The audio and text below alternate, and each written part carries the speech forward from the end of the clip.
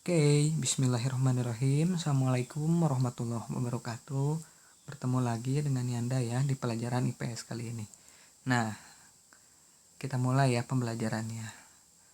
Coba kita amati gambar ini. Sering banget ya kita nemuin gambar beliau di uang 1000 ini ya. Kira-kira kalian bisa nebak nggak? Siapakah beliau dan kenapa beliau bisa ada di uang 1000 ini nih? Nah, pembelajaran kali ini yaitu temanya tentang perlawanan bangsa Indonesia dari berbagai daerah.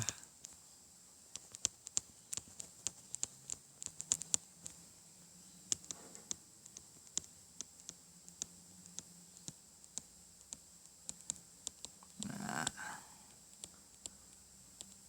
yuk kita mulai ya pembelajarannya. Yang pertama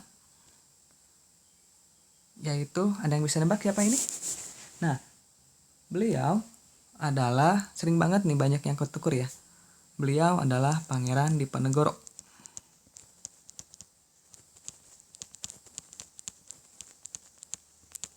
Nah, beliau adalah pemimpin dari perlawanan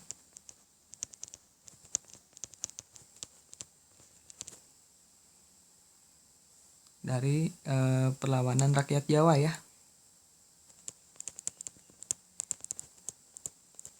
Sangat dikenal dengan yang namanya Perang Jawa. Nah, Perang Jawa ini berkisar antara tahun 1825 sampai 1830. Hampir 5 tahun lamanya ya perjuangan perlawanan bangsa Indonesia melalui Pangeran Diponegoro ini. Dikenal dengan Perang Jawa, yaitu Pangeran Diponegoro. Yang kedua yaitu, nah ini banyak yang ketukar ya antara Pangeran Diponegoro dan yang satu ini. Beliau adalah Tuanku Imam Bonjol.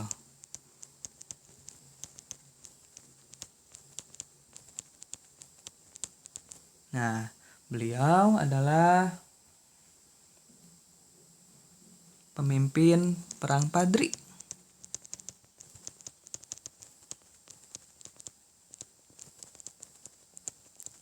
Nah, apa itu Perang Padri?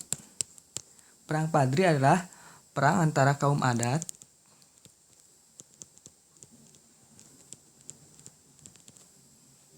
dan kaum Padri.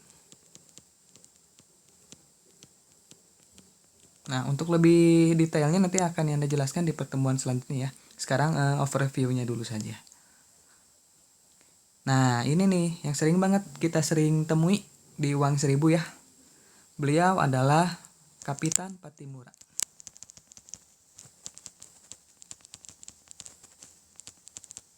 Nah, atau juga dikenal dengan Thomas Matulesi.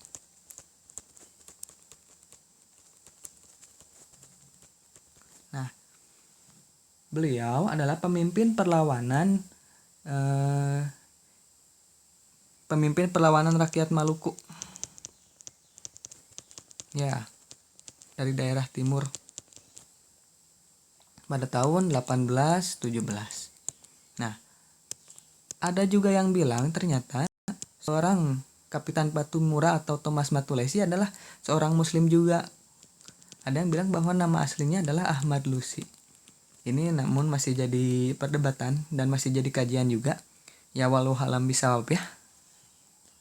Selanjutnya, setelah Thomas Matulesi, nah beliau adalah pemimpin dari perlawanan Aceh.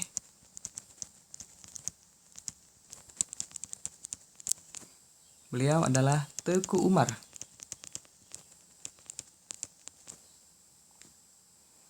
Nah, taktik beliau itu sangat cerdik dalam melawan Belanda. Beliau pura-pura menyerah dulu.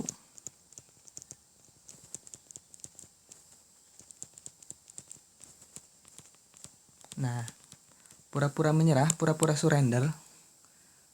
Ketika sudah mendapat kepercayaan dari Belanda, setelah mendapatkan kepercayaan dari Belanda, beliau mengambil persenjataan dari Belanda.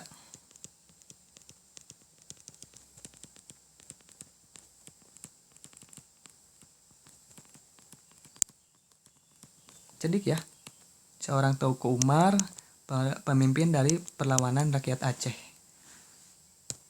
Dan yang terakhir yaitu perlawanan dari suku Batak nih. Ada yang tahu siapa?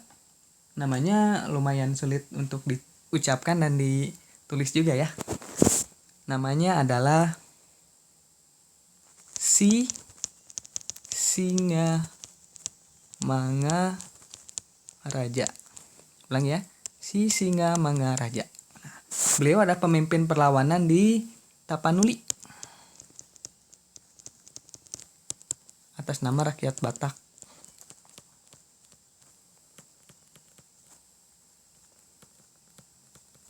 Nah, ternyata jauh sebelum adanya organisasi yang bersifat modern seperti Budi Utomo, Indis Partij, Serikat Islam, dan yang lain-lain, ternyata perlawanan terhadap bangsa Belanda juga sudah ada. Namun, mengatasnamakan daerah. Inilah juga yang menjadi faktor beberapa faktor yang menyebabkan bangsa kita pada saat itu mengalami kegagalan dalam melawan Belanda. Namun perlu kita kenang juga ya beberapa perjuangan beliau mereka dalam memerdekakan bangsa Indonesia. Yang saya ulangi ya, perlawanan bangsa Indonesia pertama salah satunya dipimpin oleh Pangeran Diponegoro. Kedua, Tuanku Imam Bonjol, pemimpin Perang Padri.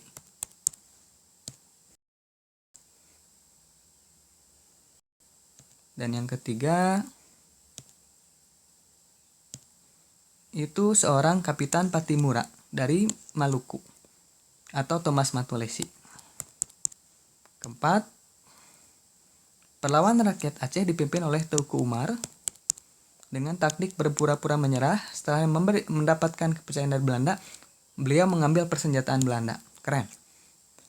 Dan yang terakhir ada si Singa Mangaraja, perlawanan dari Tapanuli, mengatasnamakan rakyat suku Batak. Nah, untuk kedepannya dan detail-detailnya akan Anda jelaskan di pertemuan selanjutnya ya. Sekian dan terima kasih. Assalamualaikum warahmatullahi wabarakatuh. See you next time.